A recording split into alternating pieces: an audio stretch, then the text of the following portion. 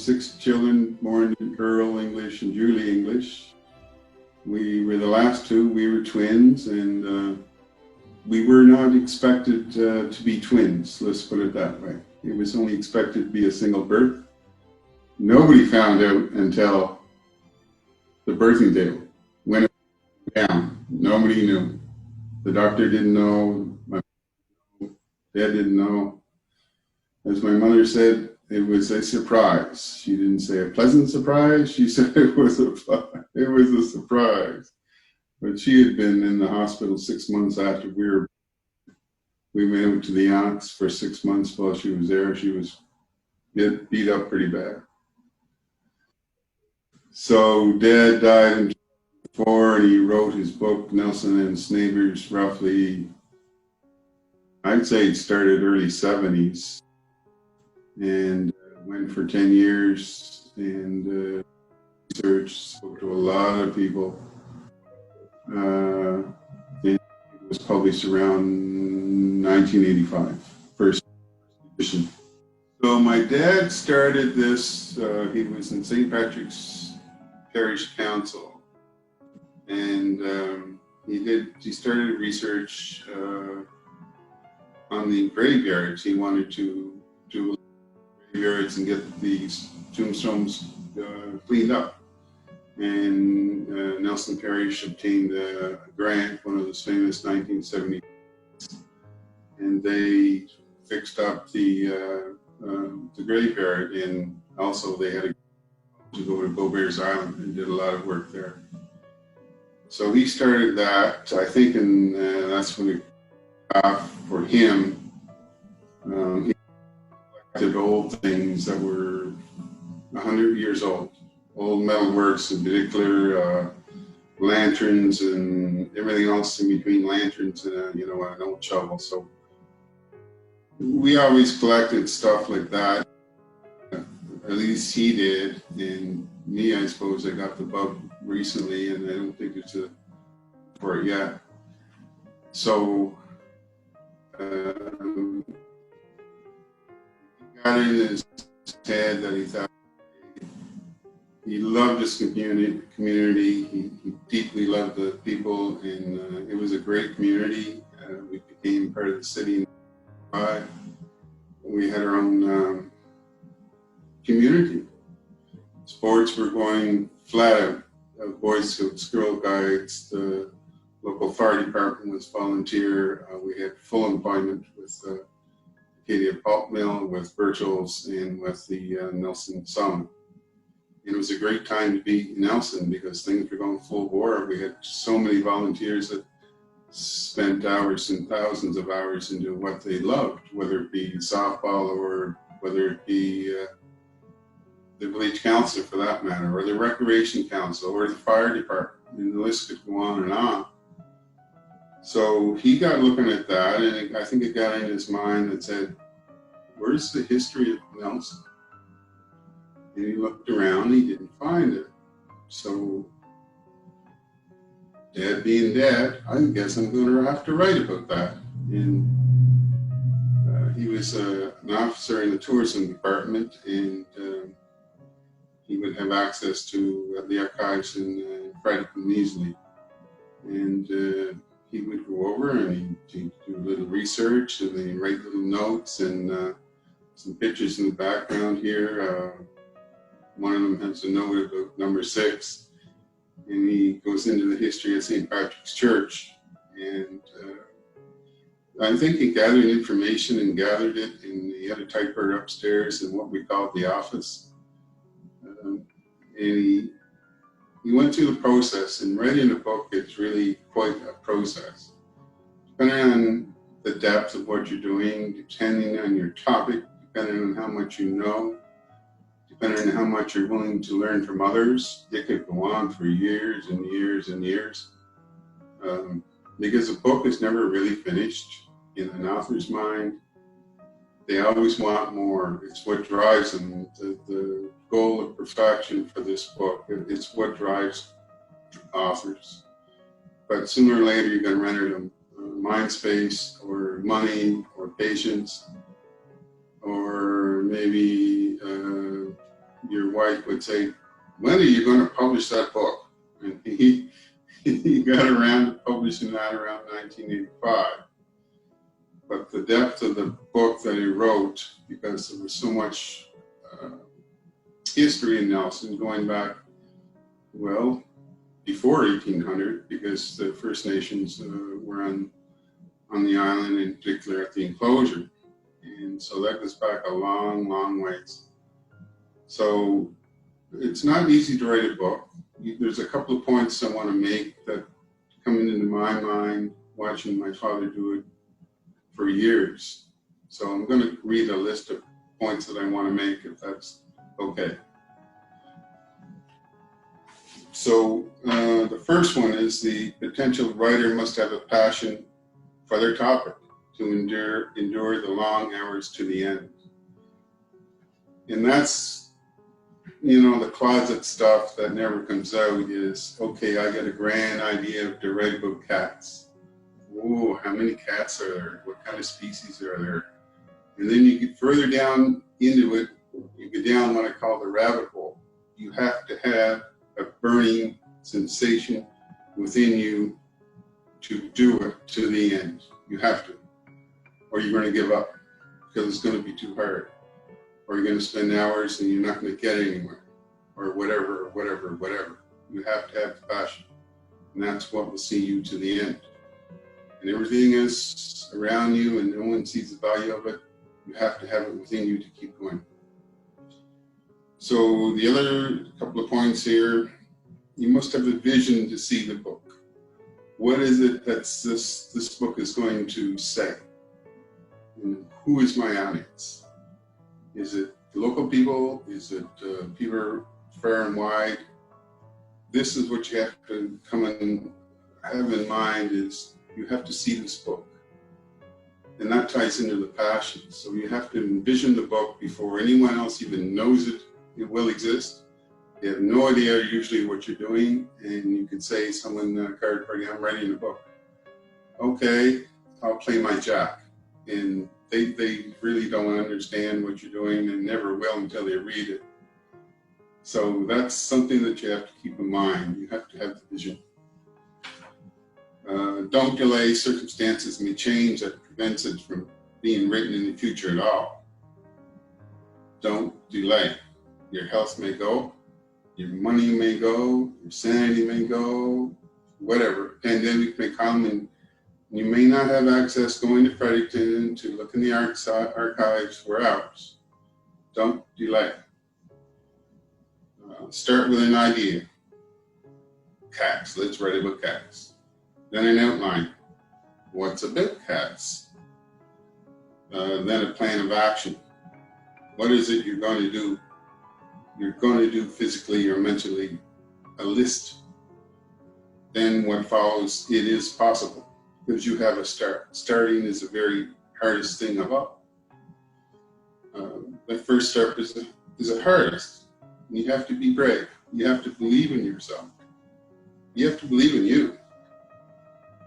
Because that's what's going to sustain you. Believe in yourself. In the beginning, you do it for yourself, if no other reason. You must have the physical writing space and research space. You must have mind space to be able to go through this process. Somewhere where you can put your notes, somewhere in your head that you have the freedom of mind to go ahead and do it. It's not going to do you any good to say, I want to write a book, but I'm so busy, I don't have the mind to actually focus on it. It's not going to go very far. You must be open and appreciative of other people's perspectives. There are many sides to subjects or topics. Admit what you don't know, and that was the greatest, I think, the greatest value for my dad's book is, in his mind, he had to have admitted, I don't know all there is to know about Brown's Willingham. Who does? He does. So he had a tape recorder. And it was in the front bureau in the kitchen for years. And he would go and tape people. One, because of accuracy. he didn't want to say, okay, you're going to tell me 1,500 words. I might get 1,490 right, but I won't get them all right. So he admitted who knows what. He interviewed like Timmy McCarthy with softball. He interviewed people with church, and on and on and on. He admitted what he didn't know, and that was his greatest strength. And because one person can do something, but if you take the collective whole of knowledge, wow, it will be so much better, so much better. They must have the money. It's getting kind of ugly now. It's getting kind of nasty. Do you have the money? No. You're going to have to get it from somewhere. Benefactors, friends, family, line of credit with the bank. I don't know what you're going to do, but it doesn't do any good for you to come up with this grand book and there's no money to get it published. The world will never know your genius, and your work will be for naught because that copy will sit on the shelf. It will never see the light of day, and that would be sad. So another point is you have to be patient in receiving positive feedback. The book was out for many years before even a lot of us, and me, realized the value of it. We didn't know what he was doing. We didn't know why he was doing it. I was raising young children at the time. I didn't really have time to pay attention, and that's too bad. But you know, he saw through to the end, and this is what happens. You need to publish the book. You can put everything together, and if it's not published, your story will never see the light of day. So be patient. It was a long time before people in the village or the city or the province realized what it is that he did. And other books are just as great, but you have to be patient. And there's back to the first point. You have to have passion. You have to do it for yourself, because only that will see you through to the dark times. When you're frustrated, when you can't get answers, when you got too many answers, you don't know how to organize them. And you must be, lastly, content with an imperfect result. If you write about everything there is to write, it will go on for centuries, because there's a lot of information that only comes out 10 years afterwards, 50 years afterwards, or whenever. And you have to draw a line in and say, okay, this is the best shot I can do. This is what I know. And I'm going to have to close the cover here and put an end to it, because your book is not the end result. The best part of it is it gets people thinking. What it is that I know that the rest of the world doesn't know. Maybe I do have something to say. And I think everybody has a lot to say. And I think everybody has a point to make that the rest of the world would say, really? So I encourage you to go ahead, but be mindful of, this is not an easy task. Otherwise, we would have done it in preschool, wouldn't we? Yes, we would. In between naps and snacks, you would have written a book. So it's no easy journey. And that shouldn't scare you, but it should alert you to say, okay, this is all the things I need to be mindful of. And you could produce the greatest work on earth, but until it sees a publisher, until it's available at a locality where people know it exists, that's really important, and can pick it up.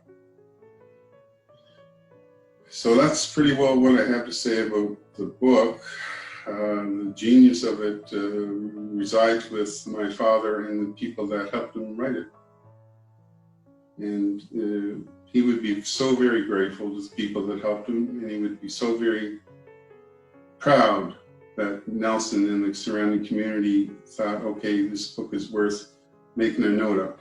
This is worth reading. This is worth paying attention to. And there's been a number of history books along the lines, and Dr. McCarthy has certainly gone down that road too, so he kind of knows what I'm speaking of. And there's been others that have written historical books, and I think there's a lot to be written yet about the village of Nelson, or the community of Miramichi, or the province of New Brunswick, or anything in there that goes on about perhaps the Irish, the Scottish, the French, the First Nations, what it is that was part of the history that we on the other side of the fence don't know about yet. And that takes a lot of ambition, it takes vision, it takes money, it takes patience, it takes admitting you don't know anything, otherwise you could write it right now and you're type on your laptop and have it done before probably lunch tomorrow. But you don't know everything. You'll have a greater book for admitting what you don't know, and be humble enough to say, Mr. Smith or Jane Smith, I don't know. I know that you spent some time here in this area. Could you help me maybe? We talked about that. Could you kind of give me your vision of what you want to be in the future for this organization or this topic? Can we go back in the past and let me know what happened? There's a genius. There's a genius of any book, is to admit you don't know. And be humble enough to accept help and information from others that do. So it's quite a journey watching my father do it, but was it worth it? I think yes. I think the community would say yes. They could say that about a lot of books published in the village of Nelson, Miramichi, which outpunches the weight over its weight limit. We have very bright people in the village, extremely bright. Not much money, but they're very bright. And we, clean up rather good, I must say. Really nice. So that sums up what I want to say. I encourage you to do it, but I encourage you to face the facts and the realities of what's coming down the pipe. If you open that door, halfway through you can say, no, not doing it no more. But what a waste that would be. If you prepare yourself, maybe you'll see the end of it. Maybe you will. And that would be a great thing. Everybody's got a great story to tell.